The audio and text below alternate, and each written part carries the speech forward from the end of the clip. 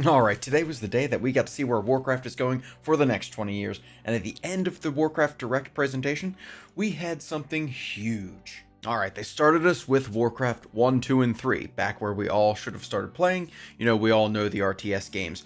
Warcraft 1 and 2 are getting remastered, so not reforged, I don't want to use that word, they did talk about that a little bit, but Warcraft 1 and 2 are going to get remastered with updated graphics, keeping us the game that we remember and know and love, just bringing it back to the current nowish times.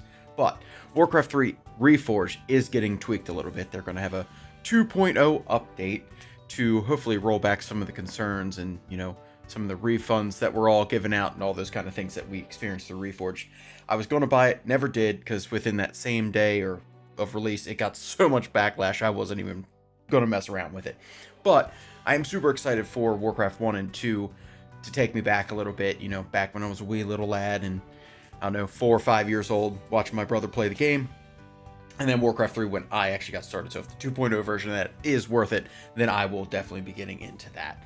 Hearthstone comes out swinging with a crossover from StarCraft, so you get some of your top hero. Now, Hearthstone, I played on and off for occasion, but it is a fantastic game. So very happy to see that it's getting some things in love and that into the future of it. So 10 years for that, so congratulations. But they are getting that crossover with StarCraft, which, you know, I don't know about you, I know it was a Warcraft presentation, but nobody would have squawked at a StarCraft 3, you know, announcement. Something I remember StarCraft 2 and loved, and that still has a huge fan base for it. So, but with the crossover in Hearthstone, maybe that will rekindle the love for StarCraft and bring it back. Hearthstone's going to open up with new arena modes, a normal and an underground mode with ratings, because we all like getting ratings. We want to strive to be the best, and there we go. And then sets coming down the line over the next year. You got Emerald Dream versus the Old Gods, which is going to be, you know, tried and true. Can't beat that. Back to Underground Crater. Who is going to complain about any more dinosaurs? We can always use a little bit more dinosaurs sprinkled in there and making it great. And then Travel the Time with Heroes of Time. I think with you're going to end up battling Murazond, and, you know, we have grown to love the time ways in World of Warcraft, so why not spread it across the rest of the Warcraft world. Warcraft Rumble was about a big deal about this time last year when I, you know, just started playing it at BlizzCon while sitting there in the stands waiting for Chris Metz to come out and introduce us to the saga, which we're in the middle of now. So now I have fallen off the wagon and haven't played too much. Don't find myself on my phone too much, and every time I'm, you know, if I have downtime, I'm playing World of Warcraft, so I can't really argue that, but they are doing some changes to some leaders, making them split, like Horde and Undead, and we can guess that's Sylvanas, but then you get, Malfurion, Doomhammer, and Anub Arak to give your leaders that cross Horde or Animal or whatever it is to make your team a little bit better. But, you know, I said that I haven't been on my phone in a long time to sit there and play Rumble. They start the beta for Warcraft Rumble on the PC in December. So that's something I'll look forward to. You know, the guy in the video actually used it as a reference point as he's queuing for something and just waiting. He could play Warcraft Rumble on the side, which I would plan to do on my side screen. So something to look forward to in December, something pretty neat, you know, coming out in January and most likely in early 2025. Fresh out of Mists of Pandaria Remix, the next step for Classic mode is Mists of Pandaria Classic. Is there anybody that's going to argue reliving pandas all over again? I sure wouldn't. I think Remix was a good mix of now and then. Going back to Mists of Pandaria Classic, you'll just get the mix of all then.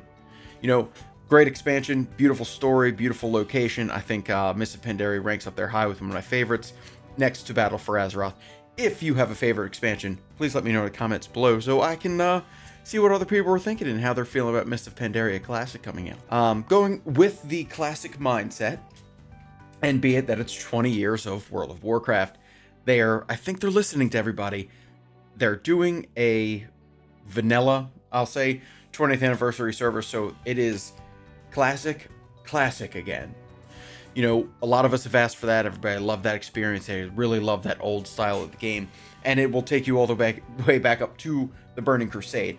So, having that, you know, you're going to have Mists of Pandaria Classic, all the way up there, and your regular, you know, gameplay and retail. So, a lot of Warcraft coming in. I think we're going to check the boxes of a lot of different players out there. And that just makes me super happy to hear, because more people playing this game make sure that it will last another 20 years. And I'll be sitting here playing it still then at this time. World of Warcraft keeps chugging along in retail. You got Siren Isle, which they have been talking about a lot lately. It was an abandoned Azerite mine back in Battle for Azeroth with the Kalterans out there farming it and all that kind of stuff. So super cool. It's going to be small, compact island with a lot of things to do on there, and you get that new piece of jewelry that you can wear around and upgrade in the 1107 patch. So that's going to be really cool. Wintervale is coming. Obviously, it's at 'tis the season, so we get to do that. I think they're going to update some of the festivities and, you know, kind of do all those things. Turbulent Timeways, which I enjoyed, is coming back, so, you know, where all the time walking is going and we get to experience it all over again. So beautiful there. And then they did announce a little bit of 11.1, and the speculation has been correct, and a lot of people I watch on YouTube were right, that we are going to undermine and we get to experience where the goblins come from. A unique race of, you know, characters that we deal with and we know very little about besides their greed and their destruction of the world.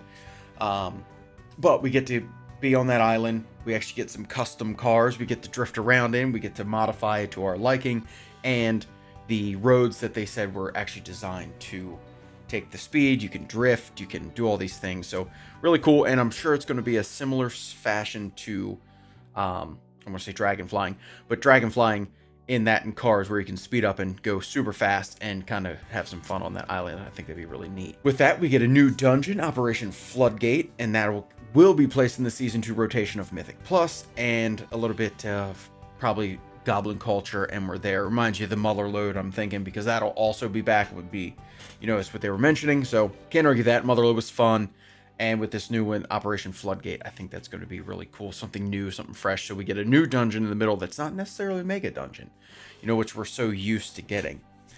We're going to get new delves with a brand update, so I think it's 2 new delves in the new area, and with kind of refashioning our current delves to more current, like, things, and, you know, refreshing, so they're not getting so old and dated that we just don't want to run them anymore. Like me, I don't want to run them anymore. And the 8 boss raid we'll get is Liberation of Undermine, and guess what? Who's going to be there? But Gallywix himself, the man who disappeared and we heard nothing about. Now, you know, he dealt with Sylvanas in Shadowlands and all that, and BFA, or yeah, not Shadowlands. And then he disappeared. We lost him. And then now we're sitting there wondering where he's been. Well, I think he's been dealing with Xalatath this whole time, so that'll be a problem. But if we kill him in the Liberation of Undermine, then by all means, looks like we're going to have to take out Gallywix. The 2025 roadmap was revealed, so we get to do that, and Blizzard's actually done a really good job sticking to that. And, you know, whether some of the stuff seemed rushed or it was on time or whatever, if it was rushed and there was problems, they fixed it. If it wasn't, we just kind of went with it. But anyway, we all do enjoy the roadmap, which I forgot to mention. If you see on that roadmap, there is a black flag off to the left. Plunderstorm's coming back. I absolutely love Plunderstorm. Not good at it by any means. I was more of a hide until the end kind of person. And then, you know what? If I make top 10, I made top 10. But I think it's just a fun play style that we should have off to the side. Make it forever there, updated, you know, every season or whatever. They have a team to do that. But gives you a little break from the regular mundane run of what you got to do in World of Warcraft. Take a breather, go hit some Plunderstorm. And the way they're doing it is the shopping aspect is going to be, instead of you earning things and getting the rewards, you'll be able to shop and buy for what you want. And then here it is, guys. Finally, the things that we have always wanted. And I don't know too much about, be honest, but I think the want from everybody else has made me want it. It is player housing. The last bit of the presentation, I think it beautifully introduced player housing. Looks like it'll be in the Midnight expansion, which isn't going to be too far away. We're probably a year. Well, January, February of next year.